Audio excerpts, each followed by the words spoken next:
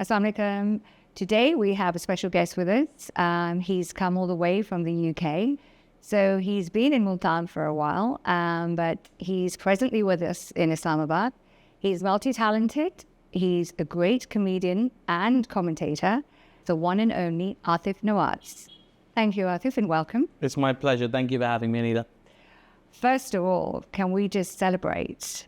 Because this is a big thing that's just happened, and Pakistan has won the Test series. Yeah. It's a big moment for the Pakistani team and the Awam. I think it's one of the happiest times for them because we've gone through a really difficult period.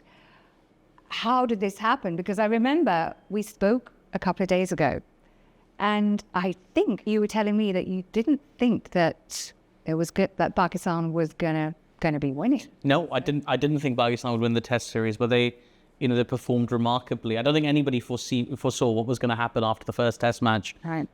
Pakistan suffered a really embarrassing loss. They put 550 on the board, and England responded with 800 plus, like one of the fourth highest total in the history of Test cricket. And then, they lose that match by an innings. So the expectation was low. What Pakistan did after that was quite remarkable, quite unprecedented.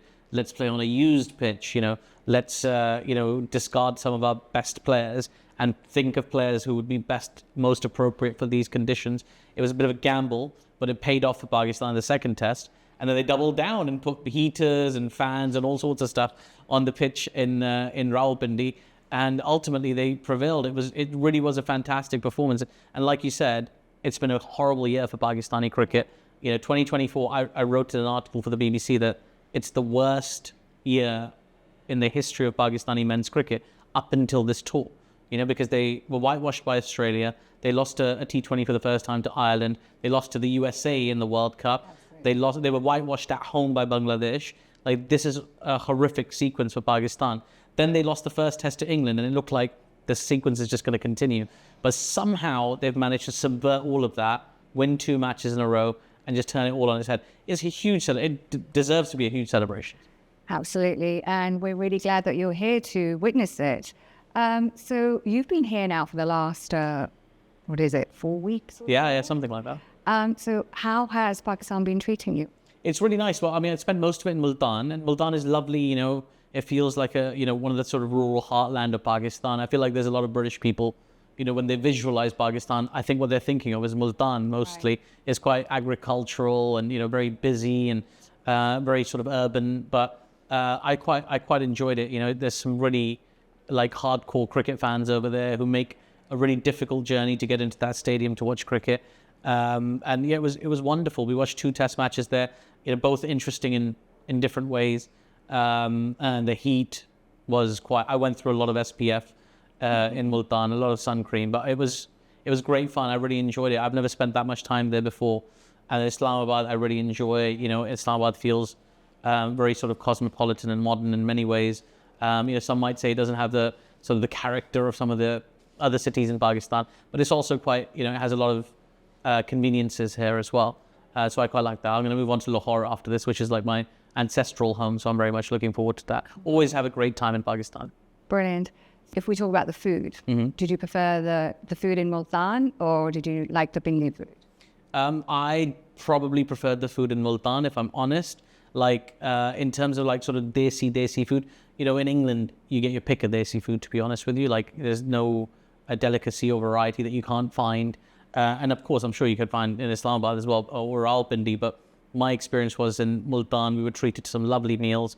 A few of my friends invited me to their homes, prepared some remarkable dishes, things that I'd never heard of before. We had saji. Do you know about saji? I have heard of it. But yeah, they dig a hole in the ground, and then they cook it. They cook the meat in the hole. Okay. It's extraordinary, right? Yeah. I've never had that before. I still haven't had it because I don't really eat a lot of meat, if I'm honest. Okay. But it was just watching it prepared was quite something. But yeah, I think Multan, you have the halwa puri. You don't feel guilty eating halwa puri for breakfast in Multan, right? Because everybody does it. Right. Suwan halwa and all that kind of stuff. Whereas in Islamabad, some people get a bit fancy and they get their French toast and their beans on toast. And no, get me some halwa puri. It's like more authentic, sort of. Yeah, I'm sure. Again, preface that by saying you can get authentic food, I'm sure, in Islamabad. Yeah, as well. You know, I went to Saidpur village the other day. You get some lovely authentic food there. But something about Multan really agreed with me. What about the traffic situation? Was it better over there, or would you say Islamabad was better? Islamabad is infinitely better in terms of traffic. Like, our drive from the stadium to the hotel was about an hour because of traffic. But like, it's terrifying. I like to sit in the front seat as well, so I can see everything. Right. Like, I want to see everything. I don't want to sit in the back or whatever in conversation. I want to look around and see everything that's out there. And it's terrifying because like rickshaws are like inches away from you, and motorcyclists and pedestrians without a care in the world in the middle of the street. In Multan, we have like an elite guard with us as well. So there's like a van in front of me with a siren on, ring, just to make sure people get out of the way.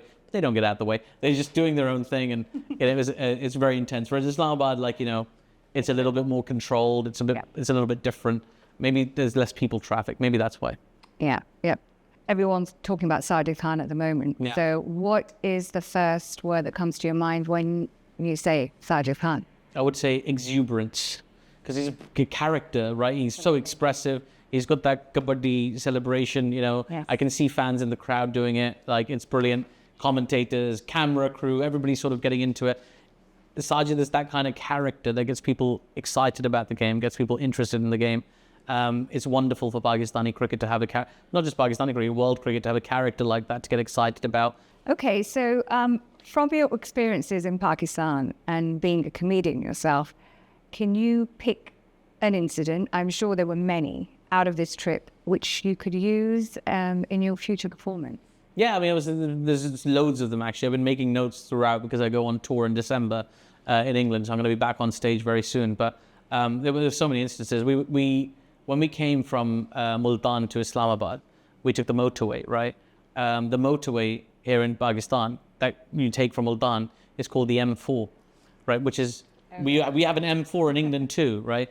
And I would say of the two, this one's better. I don't think anybody in England is feeling particularly patriotic about the M4. But if you did a side-by-side comparison of M4s, I think Pakistan's M4 is better than the British M4, right? Definitely, and fewer speed cameras as well.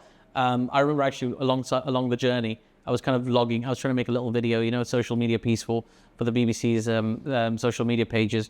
And one of the service stations had two bathrooms, right? So two choices. One is just a normal bathroom, just go inside, use it. One is a VIP bathroom. Right, where you have to pay 70 rupees. Right. 70 rupees to go and pee. Yes. Right? So it's like, I had to see what a VIP bathroom was, right? I was like, ये लो 70 रुपए मुझे दिखाओ मैंने देखना है इसके अंदर क्या होता है. What is a VIP bathroom? That's where we go. And it was quite fun because I sent two of my colleagues in and they were reporting back that basically there's no real difference at all. One's a little bit cleaner, essentially, just a little bit cleaner, but they're both clean. Like, the bathrooms on Pakistani service stations are exceptional. Pakistani service stations are exceptional. Like Behra. Yes. Into Behra? Yeah. That might be the best service station I've been to in the world. Yeah. Oh, wow. It might. I mean, I've been to services like Japan and America and the UK, obviously, and Europe and things like that. Behra is like on a different level. Like, all these, like, you got the brands and stuff, but also just all the food. People apparently go there just to go shopping. They do, yeah. They go to Behra just to go shopping. Yeah. Although I got told off because I bought a lot of snacks. I quite like Pakistani crisps are just better than English crisps, I think. Oh, yeah. Local crisps. Yeah. So like Kati Chins. Okay. And like a super crisp. And even those bags of crisps that have no packaging on them. Okay. The transparent bag. Yeah. It's just a transparent bag. No ingredients. No, you have no idea what's in the bag. It's a complete gamble, right? I like it. I want to take that gamble. I just want to know what's in that packet of transparent crisps every single time. And people are like, no, sir, they're imported. Wale bhi. Imported ko chhodiye, mujhe desi chahiye. I want that desi mal. That is the crisp that I like. Pakistani snacks all day long. Brilliant. So, finally, what's the most memorable moment that you're going to take back with you? I've been watching you doing a lot of podcasts, etc. And there was one that you did, with the two British Pakistani. Yeah. That for me was just fantastic. Yeah. I absolutely love that. It was it was a great piece. I got a lot of lovely feedback for it from across the board. People really enjoyed. Because Shoaib Bashir and Rayan Ahmed, both Pakistani origin, both from Azad Kashmir, like historically, but they don't speak Urdu really. They sort of understand it. But it was interesting just to get that British Pakistani perspective, because they're a generation below me, right? They're like younger than me. It doesn't matter how much, they're just a bit younger than me, right? And they just have a different perspective on that identity. You know, for me, like speaking Urdu, speaking Punjabi, supporting Pakistan, these are all very important things. They're just fundamental to my identity. But for them, it's a little bit different. They see things, they value that heritage, but they are English first, right? And I feel English first in many ways, but it's quite definitive for that generation. And people really enjoyed them, just giving their insights on faith and language and everything. And it was a really good piece, and I was really pleased with it. I can't take credit for it. It was my producer, Tim Peach, whose idea it was, and he asked me if I'd want to do it, and I said, of course I would. What's my favorite moment, though? Oh, sorry, that was one of mine. So, so what was your favorite? Well, right now, being interviewed on The Independent, obviously. Wow. Obviously. Thank you so much. Yeah, what an honor. Honor for us to have you. Honor. It's my alhamdulillah. Thank you so much, Aatif, for being here. I'm sure we'll see you again very soon. Hopefully, Champions Trophy.